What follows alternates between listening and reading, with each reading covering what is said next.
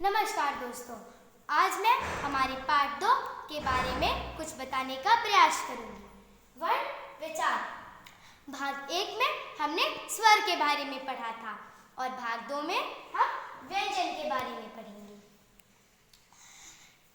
वर्ण के 2 प्रकार होते हैं। स्वर, जिसके बारे में हम पढ़ चुके हैं, और आज हम दूसरे प्रकार व्यंजन के बारे में पढ़ेंगे। जिन वर्णों के उच्चारण में हमें स्वर की सहायता लेनी पड़ती है उन्हें हम व्यंजन कहते हैं, अथवा हम यह भी कह सकते हैं जिन वर्णों के उच्चारण में वायु रुकावट के साथ हमारे मुख से बाहर निकलती है उन्हें हम व्यंजन कहते हैं। व्यंजन को हम बिना स्वर के लिख तो सकते हैं किंतु उच्चारित नहीं कर सकते हैं। जैसे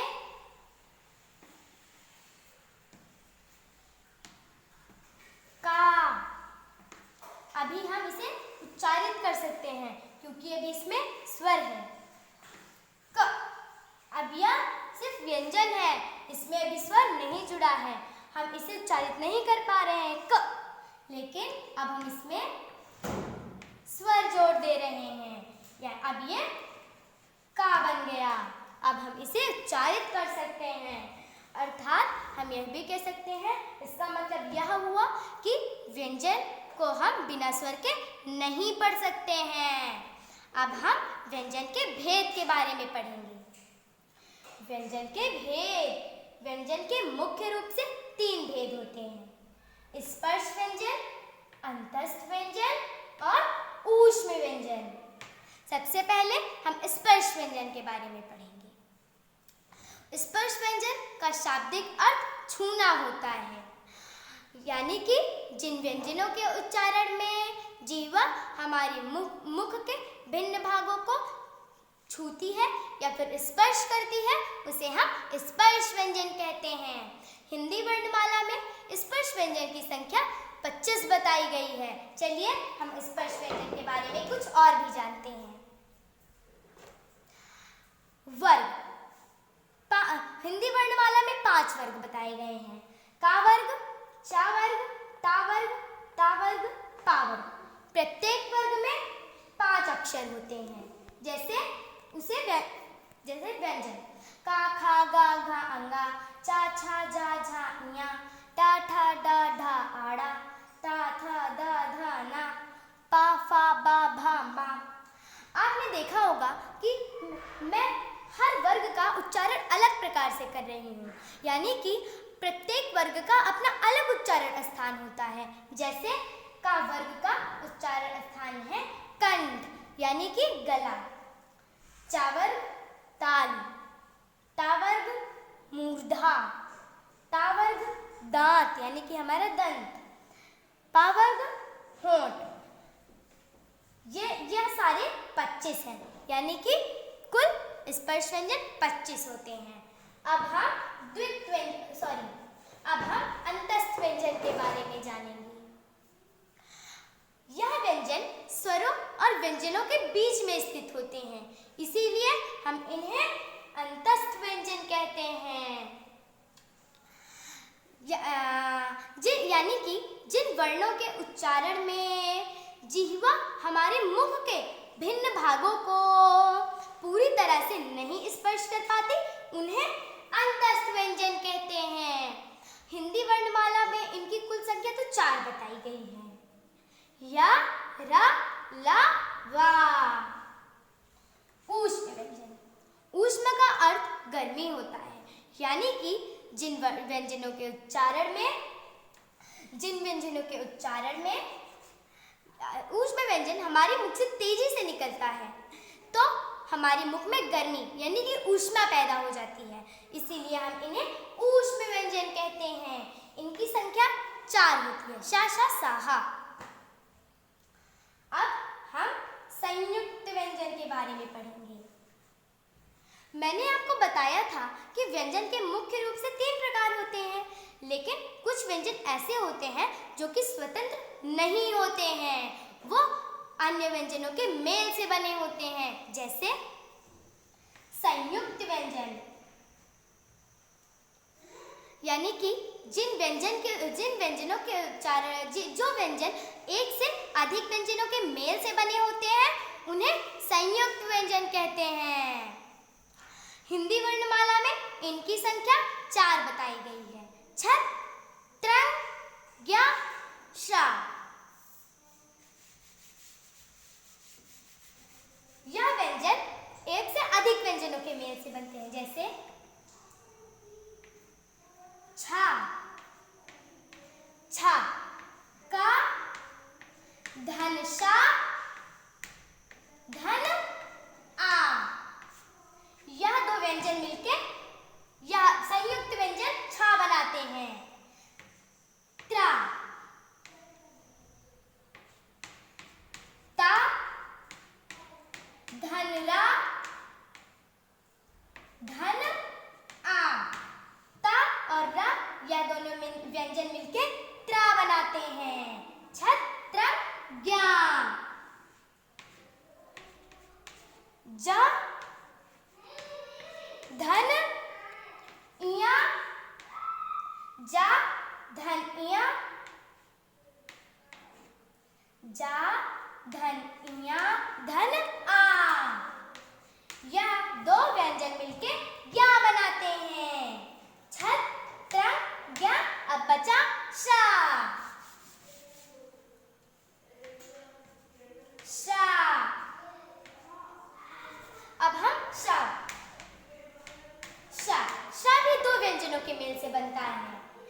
शा, धन, रा, धन, आ। यह दो व्यंजन मिलके शा बनाते हैं। अब हम द्वित्व व्यंजन के बारे में पढ़ेंगे।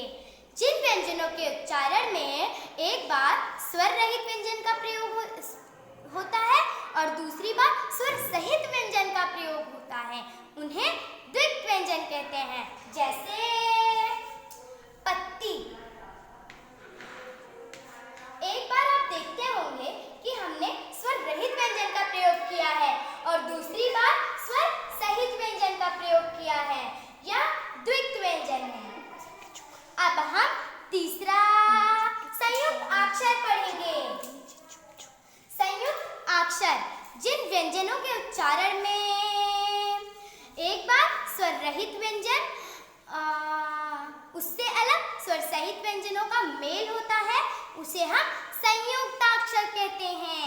जैसे स्वस्थ, स्वस्थ। एक बार स्वर रहित, एक बार स्वर सहित, एक बार स्वर रहित और एक बार स्वर सहित व्यंजन, यानी कि यह संयुक्त अक्षर है।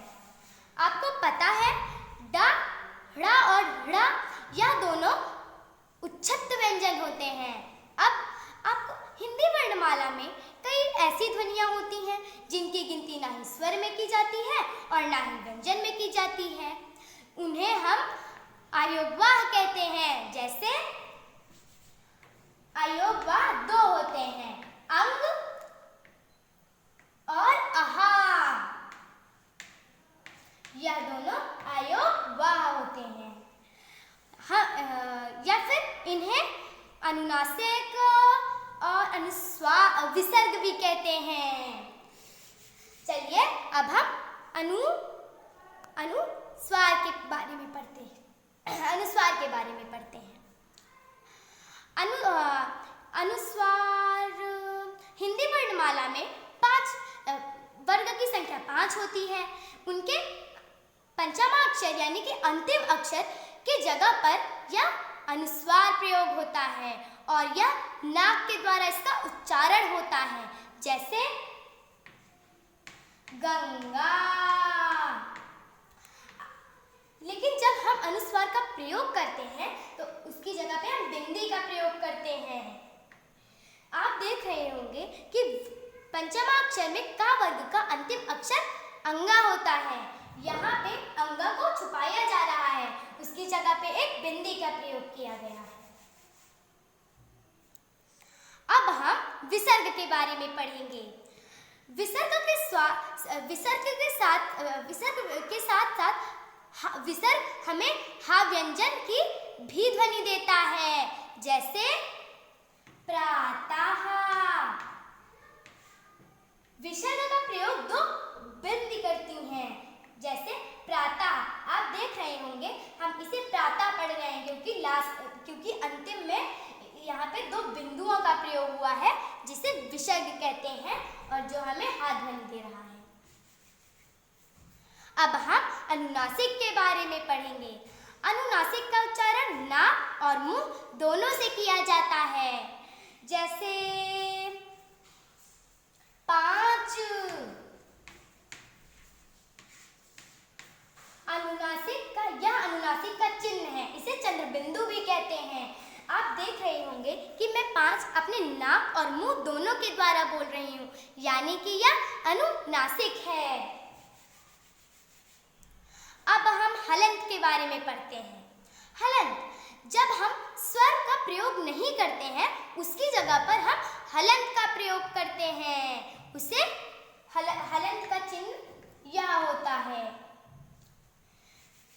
उसे ही हम हलंत कहते हैं। अब हम नुक्ता के बारे में जानते हैं।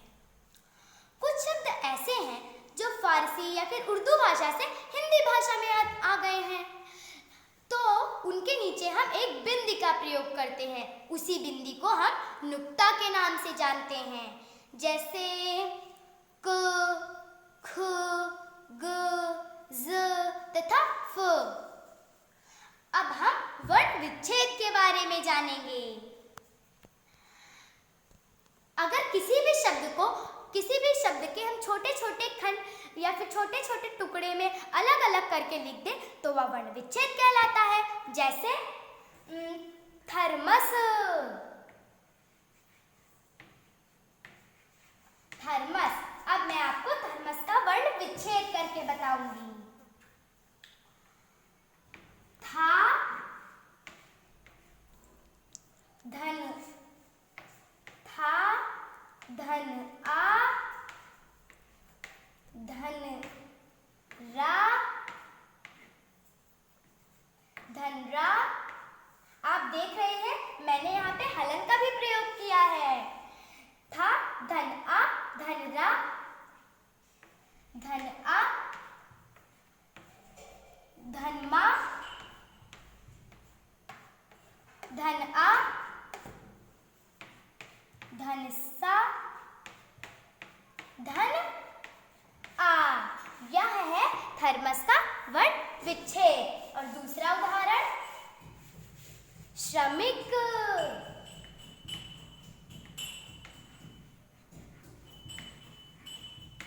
आप देख रहे होंगे कि मैंने यहाँ पे संयुक्त व्यंजन का प्रयोग किया है, यानी कि जो व्यंजन एक से अधिक व्यंजनों के मेल से बनते हैं, जैसे श्रमिक हो गया।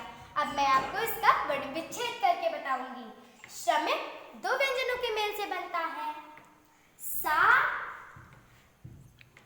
श्रमिक नहीं सा, सा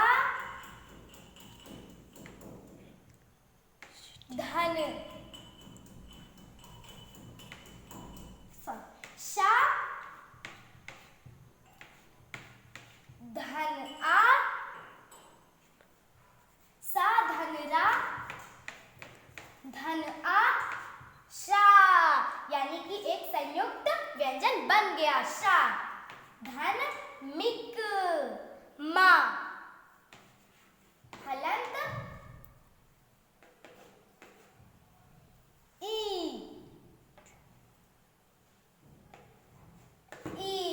श्रमिक। अब हम का लिखेंगे, का हलंत धन आ।